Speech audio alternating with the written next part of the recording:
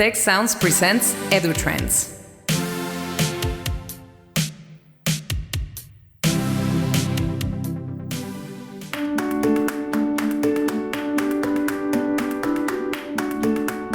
Welcome to the EduTrends podcast presented by the Institute for the Future of Education. This is a Tech Sound podcast, the official podcast of Tecnológico Monterrey. My name is José Pepe Escamilla, and I'm Associate Director of the Institute for the Future of Education. Today's guest is Kerry McKittrick, co-director of the Harvard Project on Workforce. Kerry, it's a pleasure to have you here. Thanks so much for having me, Pepe. It's great to be here. Thanks, Kerry. I saw your panel with your colleagues from Harvard and SUGSV earlier this year, and I was wondering to ask you a question, a personal question, because I saw a little bit your resume, etc. How do you decided to pursue a career in education? That's a great question. I actually kind of fell into it. I first entered politics. I worked on Capitol Hill for a little while doing education policy. I was really interested in social domestic issues, in tackling issues of inequality. And to me, the more I dug, the more I kind of investigated all of these challenges, the more education emerged as just a core solution. And I think it interacts with a lot of the other social issues that we encounter. But it really became a big focus for me. And one of the things I noticed as I was talking to our constituents and folks around the world was that the U.S. system is pretty siloed from the economic system, the workforce system. And so this mission of advancing economic mobility in the U.S. education system, frankly, hasn't been realized. And so this was a space I was really excited to dive into a little bit deeper. And I think that there's a really interesting role here for all sectors to play. I think, the intersection of business perspectives and policy perspectives and education perspectives makes this pretty unique and very exciting. Thank you for your answer. I also we'll have time to talk about how I felt into education, but also it's something like also somehow happened to me. And I didn't decide it as a career path now when I was a young boy. And I would like to talk about your work. What don't you tell us in general? What's this Harvard Project Workforce currently doing, and what is it about? Yeah, thanks for the question. So the project on workforce is relatively new. About 5 years ago, some faculty from the education school, the business school, and the policy school came together, realized there was this research going on in silos at the different schools from different perspectives on education and the labor market and the intersections therein. And so they said we should be collaborating. These same silos that we see in practice had been existing in research. And so they formed a hub at Harvard focused on education and workforce development. And so that's where we sit. We're technically located in the Kennedy School, but we have faculty advisors from all three schools. We're really focused on applied research. So getting information, getting insights in the hands of leaders in education, in policy, in business that can improve equality, improve economic opportunity. And I would say our main focus is around building pathways to economic mobility. And these may be the more traditional college pathways. They may be the alternative pathways that we're seeing crop up around shorter term credentials, as well as the supports that folks need to navigate these pathways. And so we take an interdisciplinary perspective. We conduct research and try to get it out there in the hands of decision makers. And we're also a hub for students at Harvard. So we run a cross-school study group to bring together graduate students from those three schools, because we think there's a lot of value in sharing different perspectives, in bringing folks together who may come from a large corporate environment, or may come from a mayor's office, or may come from the classroom. And when all those perspectives can come together, I think we can really build ecosystem solutions. Very interesting, those career paths. So that the dream of the Institute for the Future of Education is improving the lives of millions of people through transforming higher ed and lifelong learning. So I think we are also somehow in the same arena play. I'm so glad to hear it. Always looking for partners in this mission. Yes, regarding the workforce and lifelong learning, workforce development and lifelong learning. One thing that I've seen in some countries in the region in Latin America, it's that the talent development pipeline in the region, cities, regions, and countries is not working now. So something is broken there. So people are stuck in low added value jobs. They don't have opportunity to grow. No one is undertaking something to develop the skills of those people. Industries and business doesn't have the right incentives because they think that if they train more their employers, they will go to other places, they will lose them somehow. And governments are not taking this in charge. No. So I don't know if this is happening in other places in the world where you are working, but what do you think we could do to align the different elements of the ecosystem so that we make work in more a virtuous circle than a vicious circle? I love that. Virtuous circle more than a vicious circle. I think I'll have to use that in the future, Pepe, but I'll quote you, I promise. So the same thing is happening in the US, but I do think we're at this moment where companies are experiencing talent shortages in the US. The population is getting older, and this shortage problem is not going to go away. And so we do have companies stepping up and starting to build partnerships with education providers, with colleges in the US, community colleges in particular, that we haven't seen before because it benefits everyone. Companies are looking for talent pipelines that are reliable.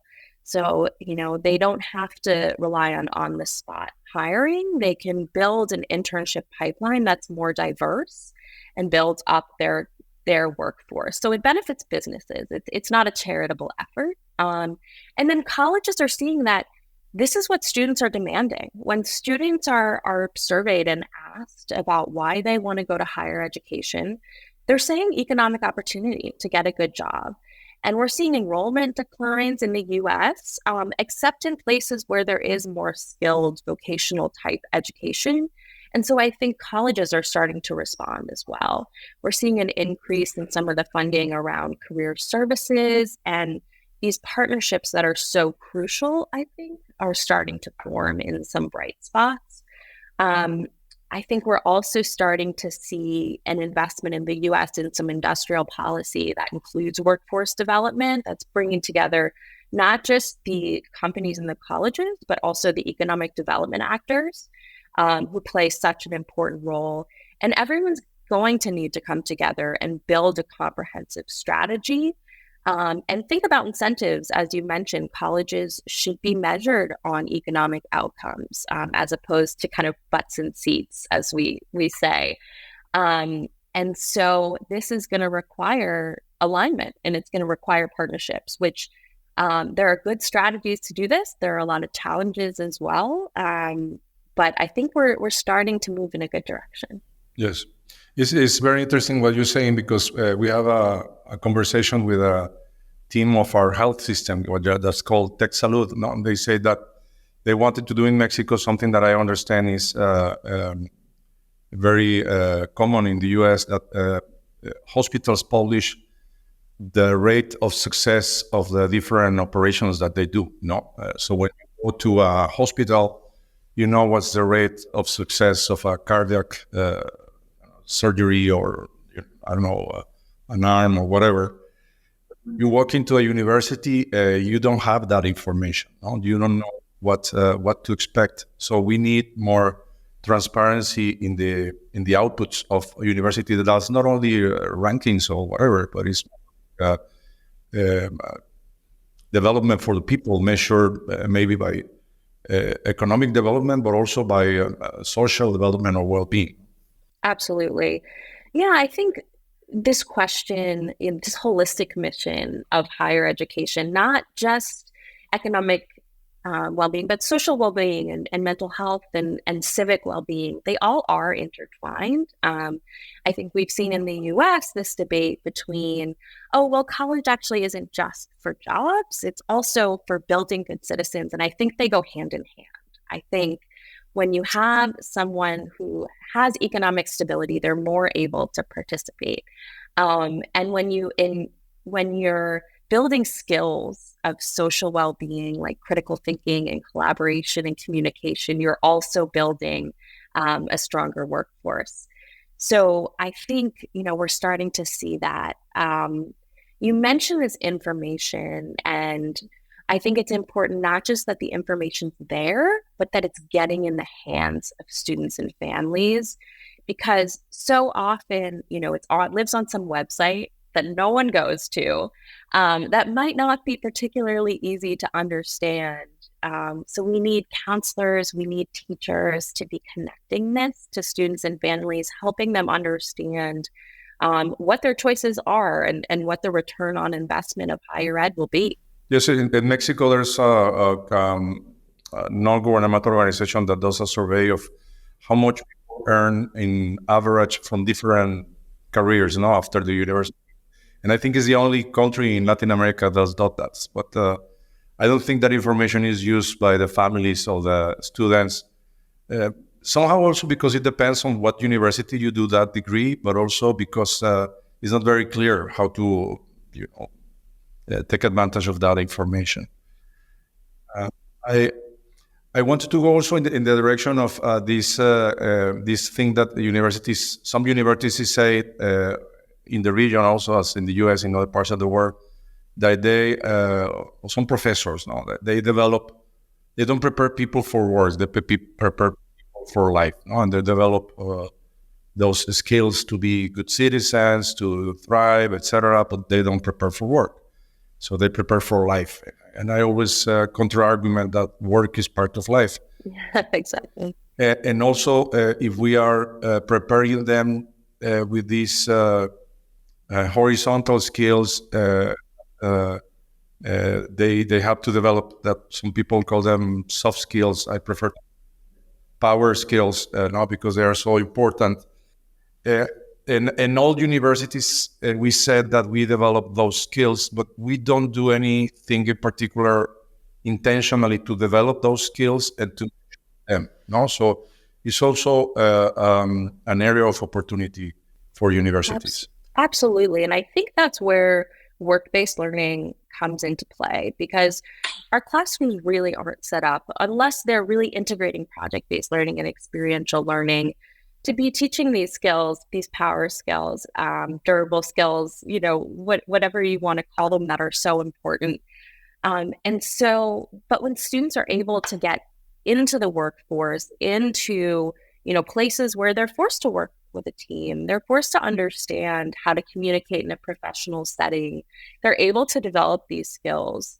And so in our review of the evidence, which we did for our college to jobs work, we found that the strongest causal evidence for improved economic outcomes and earnings was related to work-based learning. So internships, apprenticeships, co-ops, and these are, crucial elements, not just because of these human skills they help people develop, but also because they provide them with information, as we were talking about. They allow them to explore careers and at the same time to build these social networks, which we know are crucial. And I know Mexico has, and your institution has, a great model for work-based learning. I'm wondering if you can talk a little bit about this, because it requires such tight alignment between education and employers. And it's something, I think a lot of institutions are looking to examples. Yeah, so thanks, Kerry, for the question. So our educational model is called Tech 21, TEC without an H. And this educational model has 4 pillars, but I will talk only about the first one, which is challenge-based learning. So our educational model is competency-based, and students spend about half of the time solving challenges, real-world challenges from companies, government, non-governmental organizations, the society at large.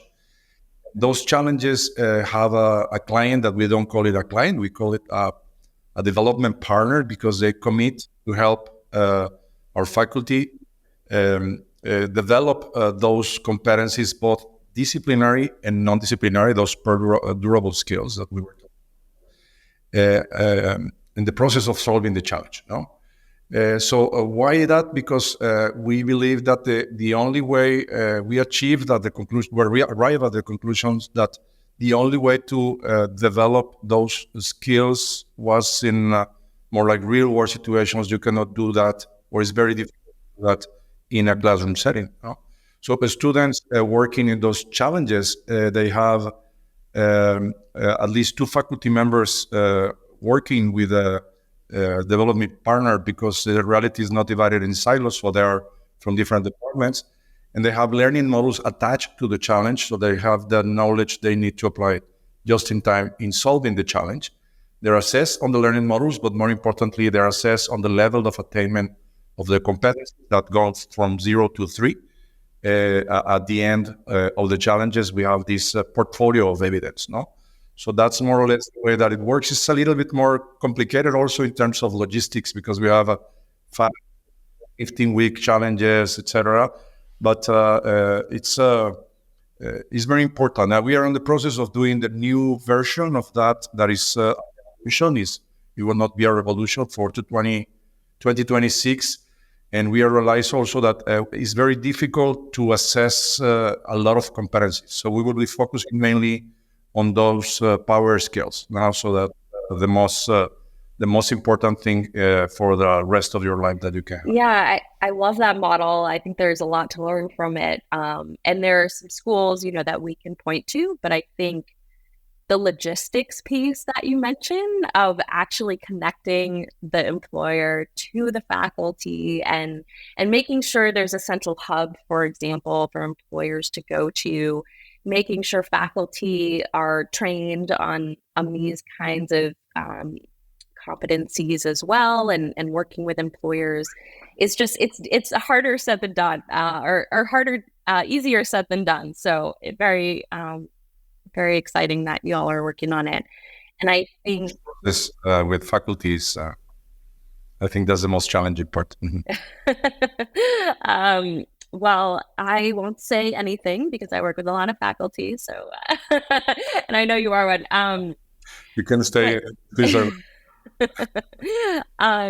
I wanted to ask you about these durable skills that you say that is what is more relevant that you have found on your studies, and also some of the things that have been found in surveys of employers from McKinsey and other companies. Now that those skills are more important. What can we do to develop those durable skills for the workforce, for people that are already on the workforce? That's a great question. I think, employers can start to invest in upskilling programs within their own companies. And I think they're starting to do that. We're seeing some examples. We have an affiliate lab called the Reskilling Lab, run by Rafaela Sadoun at the Harvard Business School, that's doing some evaluation of these programs of large companies. And they're able to, reskill their talent for upcoming needs. And as companies' needs evolve, this is even more important with generative AI. We know that people are going to need to be fast learners.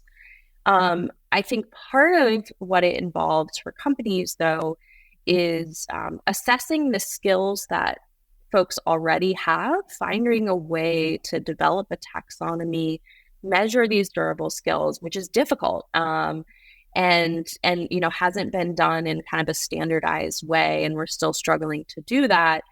But identifying the skills people have, the skill gaps that are there, and then either building their own programs or partnering with a training provider that maybe can provide a short-term program, or maybe a longer term if folks are more interested in kind of getting a degree and doing that longer program, and helping build that workforce that they need.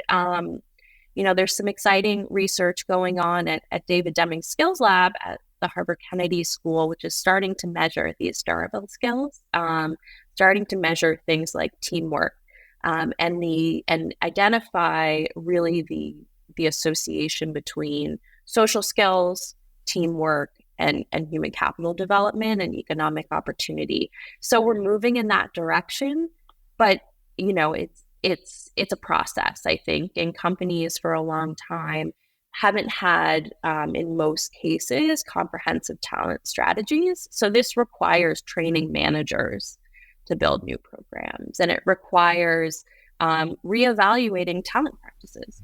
Reevaluating what, sorry?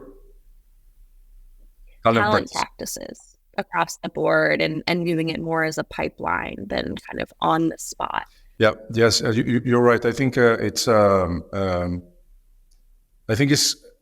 it's different because we have a big opportunity in front of us that I believe that these skills can only be developed by practice, by doing stuff. No, and then when you're working, you're doing stuff.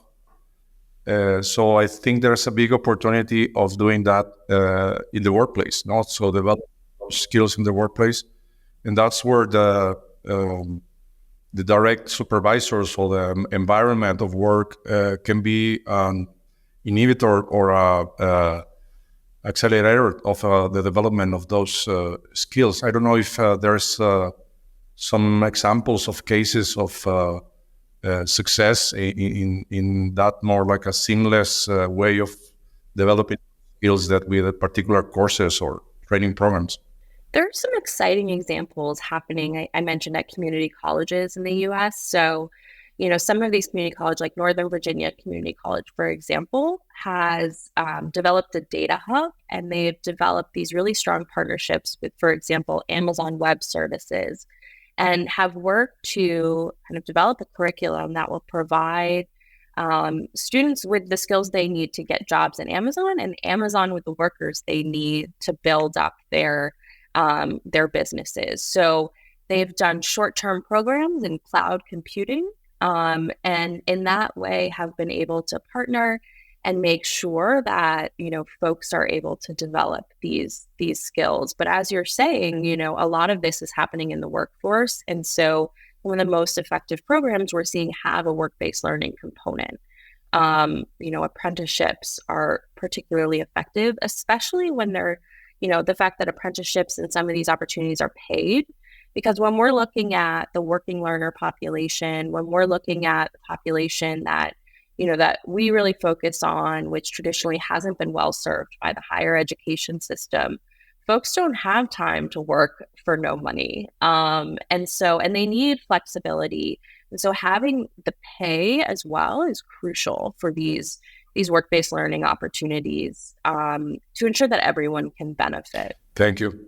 So we are arriving at the end of our podcast, but before we leave this wonderful conversation that I'm having with you, I would like to challenge you to tell our audience that works in universities how they can work from the inside to make those changes happen. Because many times I see people frustrated in universities that want to do those changes, but they cannot do it because either they are not in leadership positions, or either they are, but there are so many bodies, inside the university that take decisions by the Senate, departments, etc.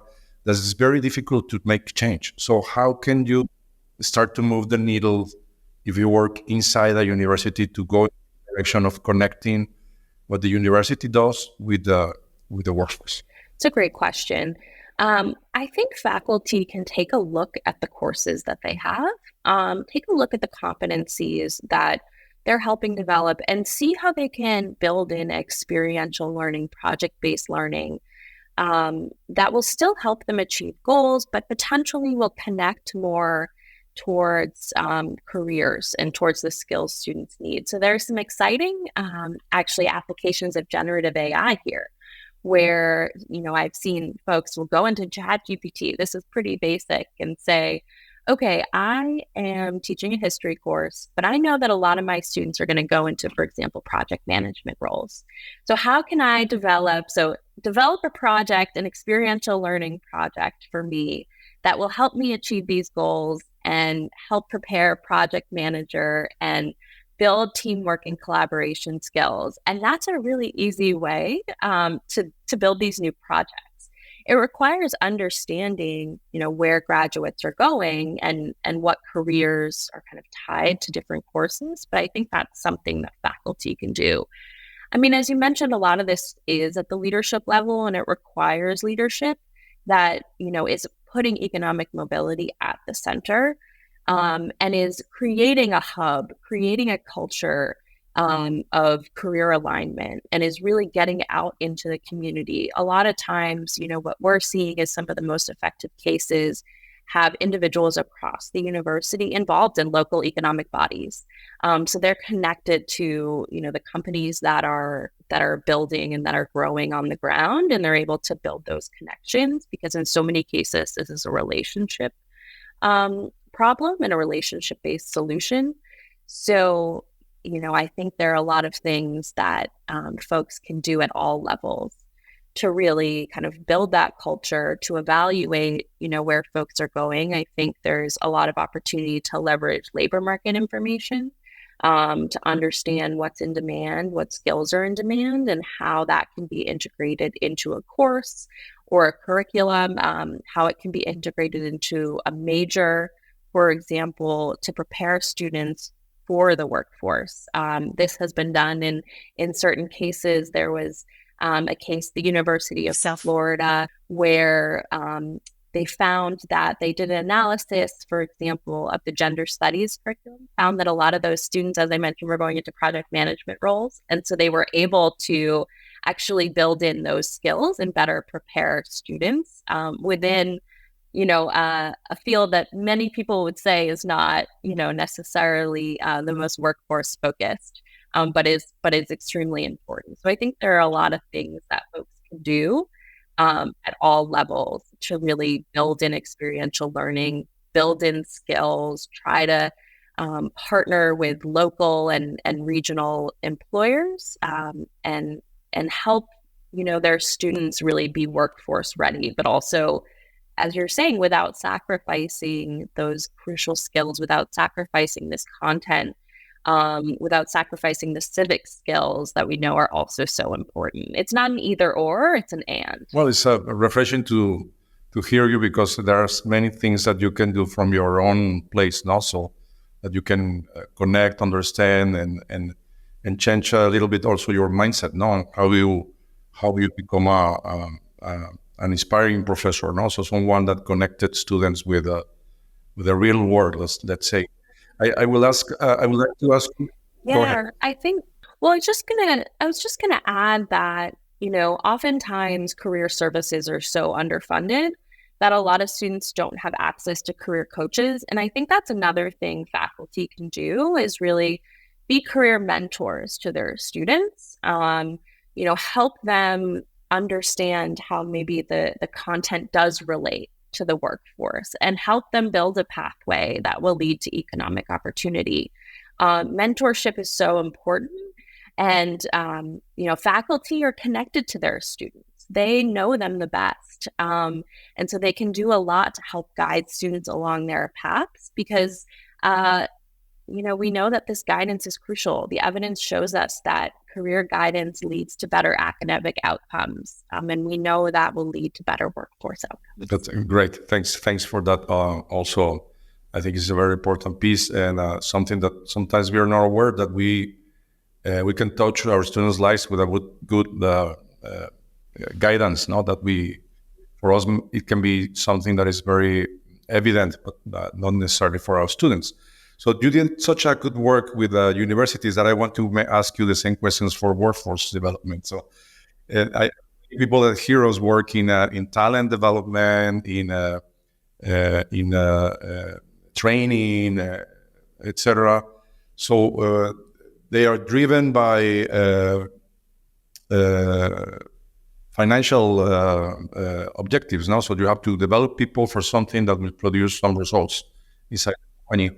And sometimes that not necessarily is taking into account the development of the talent to further improve what they do, and they can have a higher value-added jobs. So what will be your pitch for them? Why is worth for the companies and how to do it also from the inside when you're not the one that is taking those decisions?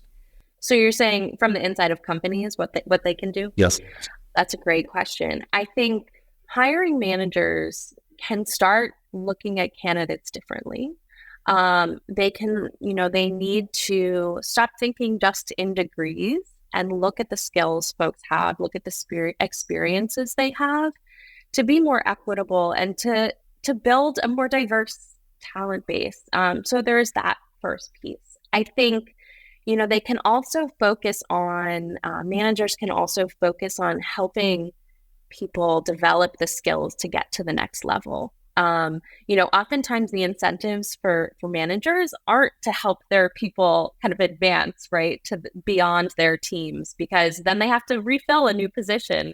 But if companies can build incentives so that managers are, recognized for those that are able to develop good talent practices and good, pathways, those that send their employees onto higher positions are recognized and incentivized, I think we can change those practices as well. I also think, employers can provide education opportunities. There are a lot of jobs that are, providing education as benefits and allowing people to get, more college education or get a short-term credential at the same time. I think going back to what we talked about at the beginning, people need to make sure that the information is out there. Oftentimes the benefit is there, but employees don't know about it. And so making sure that someone within a company, if that's an option, make sure your people, your employees know it, and that know they can take advantage of it, and know that they're going to be supported. And know, if possible, that, they can use some of their work time to do that. There are also, ways that companies can incentivize employees to be be adjunct faculty or guest speakers at colleges or in these different workforce programs. They can, bring their applied expertise to the classroom and help ensure that students are seeing these different opportunities. The last thing I would encourage folks within companies to do is to build work-based learning programs, build internship programs that are aligned to learning goals. So, there is an opportunity to build structured programs, go to the college, see what nearby, see if there is a career hub that you can connect with, and see how you can interact with the students in the area, see how you can bring your expertise to the classroom, bring students to your workplace. Maybe it's as small as job shadowing, but that really provides an opportunity for career exploration.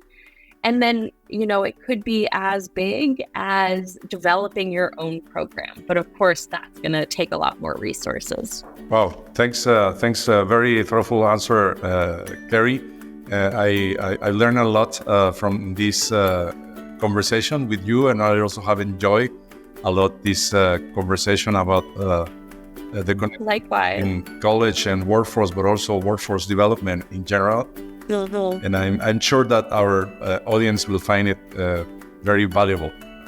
So thanks a lot. I certainly hope so. And I learned a lot from you, Pepe, and I'm excited to continue the conversation. Me too. Let's do that. See you soon. Bye-bye. Thank you.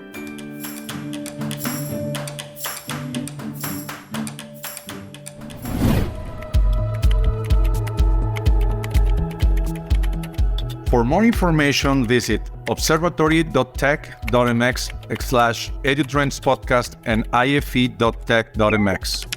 A special thanks to Tecnológico de Monterrey, the Institute for the Future of Education, and the Tech Sounds team.